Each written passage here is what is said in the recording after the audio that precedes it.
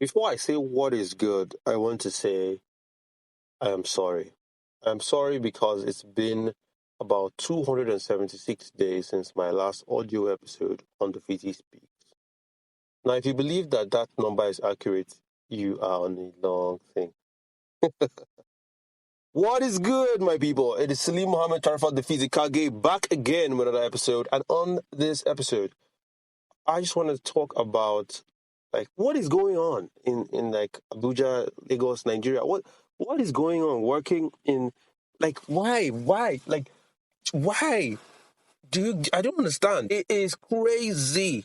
I want to say crazy to a T, but there's no T behind crazy. So it's just crazy. The- Okay.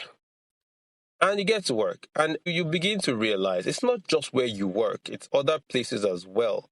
The fact that a lot of places have a culture now where we draw up organograms, we draw up, uh, you know, this templates for how things are supposed to work. There's a way it's supposed to work, but there's a spirit of, I don't want to call it umukuru. There's a spirit that just influences the system such that people don't allow it to work.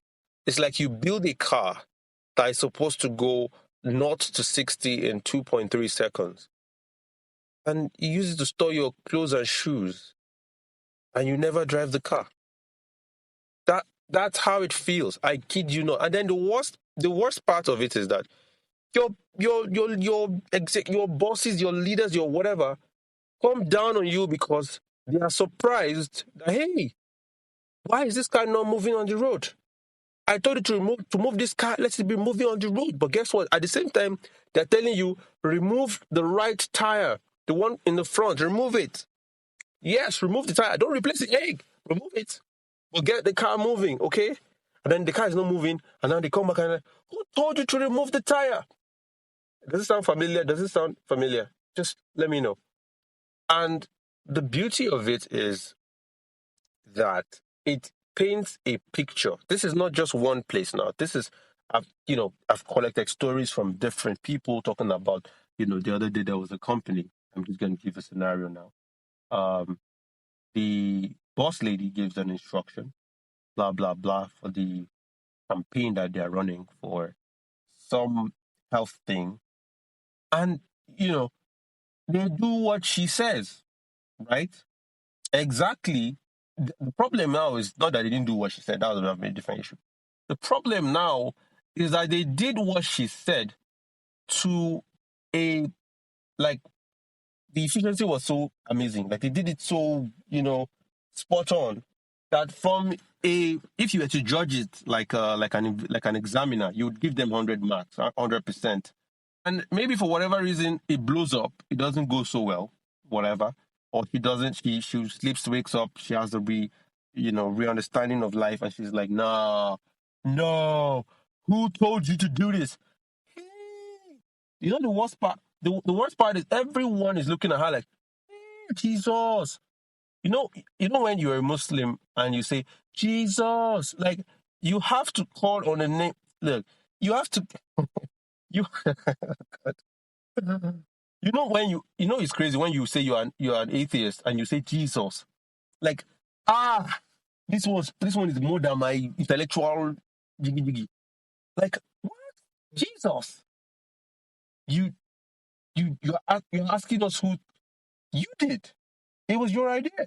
You said we should not do it the way we've been doing it, do it this way. And we did it that way. And then you're upset because something has gone wrong. I don't know if you get the picture here, but the picture is that we are usually, or a lot of people are finding themselves in a situation where blame games are the order of the day. There is nothing sexier than owning responsibility, taking it like a champ. You know what? I said it didn't work, but we'll go again. Then I don't know. And what is it about leadership in government, in corporate spaces, in sports, in whatever, that makes people shy away from taking responsibility when things go wrong? You know what, guys? My bad. This didn't go well. You know what? There is something about that form of leadership that it speaks to me. Now, speaking about leadership, it looks like I'm just going off the leadership thing. Let's just be talking about the leaders. It's all about the leaders. Now, let's get into the followers. This part is just if you get into a workspace and you're antagonizing your worker, your co-worker, your colleague, whatever, for whatever reason, right? Maybe they say, "Oh, everybody should wear blue today," and you wear green, and they say, "Hey, why are you wearing green?" They're like, "Oh, tell me to wear green. I can't wear green. Nobody told me to wear green. I'm going to wear blue. I'm going to wear whatever, you know, whatever color, whatever other color, right?" Now you're beefing with this person. I'm just giving an instance here. It could be the fact that you are that person who is in charge of something that people. For example, you're the one holding the key to the door, right? And for whatever reason, you're not going to be able to make it to the office. And then you don't communicate to the HR. You don't communicate to your teammates. You don't communicate to anyone. And then you show up when you show up, however you show up, and you don't apologize. You don't take responsibility. You don't say, "Hey, you know what? I should have communicated I wasn't going to be here today, or I had a different assignment or something." There is no communication between people. You should feel responsible for your teammates. You should feel responsible for the people that you work with. Ah, I don't believe we need to say these things at this time of our lives. But here we are. Here we are. Somebody passes something to your table, an application for a thing, blah, blah, blah. They need this done. It's something that doesn't get treated unless you acknowledge, unless you do something. And then I don't know what you do. I don't know why. You're watching Indian film in the office with Wi-Fi. Is that it? Because why? Like, it just takes you, like, read it, acknowledged. I have seen this message. People don't realize that the importance. It starts from people. I think we should go down. I'm taking it back to WhatsApp now. Somebody sends you a message. Please, I need to know when this is done. Please, I'm waiting for you. Please, whatever. I need this. If you cannot, for whatever reason, respond to that person at that point in time and say, "Hey, you know what? I'm not going to be around for this thing next week," or, "Oh, I've seen it," right? It's as simple as ask someone, "Oh, send this thing to me," right? They sent it to you. Yes, there are blue ticks, but is it gonna kill you to say, "Thank you, I got it. Thank you, received, acknowledged, noted, thanks, good job, you're welcome," whatever. Like, Jesus Christ, man. This is beginning to feel like a rant, and I think there's no problem. It has to be what it has to be. Because why? Just why? People, like, work. When you do projects, there's something we do in construction management, project management. Yeah, if you use Microsoft Project, there's something we call you can do a timeline or a schedule, work schedule. Yeah, and what essentially happens when you have a work schedule or timeline is that you realize that certain tasks follow certain tasks. Like, they can't happen unless the preceding task has been done. So if something that is supposed to take 5 minutes to acknowledge has not been acknowledged for 10 weeks, guess what? Everything on that, like, everything behind that, is on hold for 10 weeks extra. Not 10 weeks just for 10 weeks. 10 weeks extra, right? How many projects for communities? How many solutions for estates? How many software development updates? How many rollouts? How many product launches? How many improvements? How many iterations to things that are supposed to work? How many medicines didn't go out in time? How many, how many treatments didn't get done because someone somewhere, some service, some person, some individual, some flying banana head chose to just not acknowledge a message in time, especially when it was sent to you in working time. I have a thing about, yeah, you send somebody a message at 10 p.m., you get angry they did not respond to it. They are home. If you get home by 7 o'clock and you choose to sleep, I know if you're in Lagos, you can't relate to this. But if you get home by 7 p.m. and you say, "You know what, I want to rest. I want to sleep now. I want to sleep by 8 and sleep until wake up to like 4 o'clock tomorrow, the next day, whatever," right? You are within your rights to do so. 155%. I don't know why I added 55%, but you are basically in your right to do so because you are not under working hours. You're getting paid for 8 to 5, 7 to 7, whatever the agreement is. Anything outside of that, You are not a staff. You literally have to renew your subscription the next day by that same time the next day. So I don't know why it's so difficult, but we need to realize that beyond like this thing is everything I've mentioned contributes to this madness that is going on in the workspace, in the labor markets, in the industries, wherever it is, that is just rubbish. People can't take responsibility. People can't own, let's not call it blame, but responsibility. I said something I was wrong, I'm sorry. Big leadership W. You know what? This thing was on my table. I couldn't respond to it yesterday. I'm very sorry. I'll get to it immediately. Big W as a staff, as a colleague. Big W.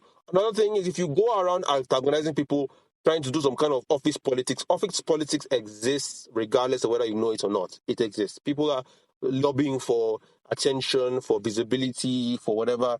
You know, they're clamoring to take other people's work and take credit for other people's work. I know it happens. Fact. However, however, right? However, however, to a reasonable extent, we must realize that for the majority of people, we live a majority of our lives at work and we just go home to sleep. If you really think about it, how many hours do you spend at home in a week? Except you work remote. Like for most people, you are living at work, going home to just eat and sleep, probably wash your clothes, and then come back the next day to do more work. So if your workplace is a place where people cannot be accountable for their speech, for their actions, for their behaviors, people cannot be accountable for that. People don't have responsibility. People are not honest. They don't have integrity. They are proposing. They are pushing out. Claiming to push out services that they don't render, pushing out attitudes that they don't follow up with. Pretending to people. If you are working in a place that makes you every day look at your integrity bar go down, you are in trouble because that is the majority of your life. That is the majority of your life. And it makes me more sensitive now to where I work, who I choose to work with, what I choose to do. The more I feel like my integrity as a person is dropping, I need to leave this place. I need to leave. I can't work with you no more. Right? If my values and your values, that's what a company should have, a business should have, a service should have, a contractor should have core values. What are your core values? Without core values, without anything that is driving you, guess what's happening? You're working with the flow. And guess what? Working with the flow is dangerous because nobody knows where the flow will go. That rhymes. Write it down. But really, really, really, really, we need to get to that point where we are actually seeing things properly.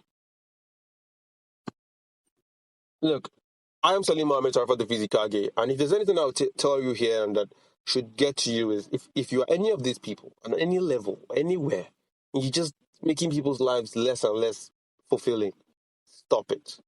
Get some help. Peace.